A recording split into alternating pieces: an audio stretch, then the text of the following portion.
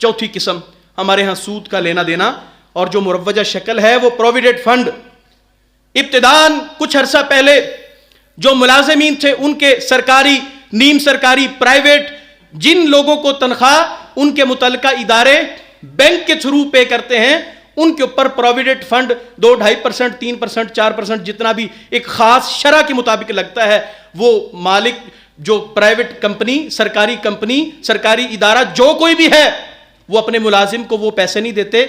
उसमें से इख्तियार होता था शिक नंबर 16 के तहत, अगर उस पर आप दस्तखत कर देते थे, पहले वो ऑप्शनल था कि अगर आप वो प्रोविडेंट फंड के ऊपर सूद लेना चाहते हैं, जो आपकी तनख्वाह में से कटौती हो रही है उसके ऊपर आप सूद लेना चाहते हैं तो ले लें। अगर आप दस्तखत करते उसको मुतल्लिका इदारे को मना कर दें तो आपके उस फंड के अंदर, कटौती के अंदर सूद को शामिल नहीं किया जाएगा। पहले ऑप्शनल था, अब यह जबरी है। अब हर मुलाजिम इस बात की तस्दीक करेगा और जानता है कि अब ऑप्शन खत्म हो चुकी है, अब यह आपने उसको देना ही देना है।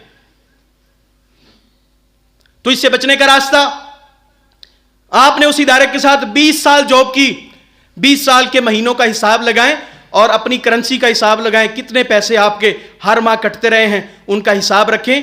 जब वो आपको रिटायरमेंट के ऊपर वो सारा सरमाया आपके हवाले करते हैं, अपना मुतल्लिका पैसे अपने पास रखें और जो फंड मिलता है उसको सदका कर दें।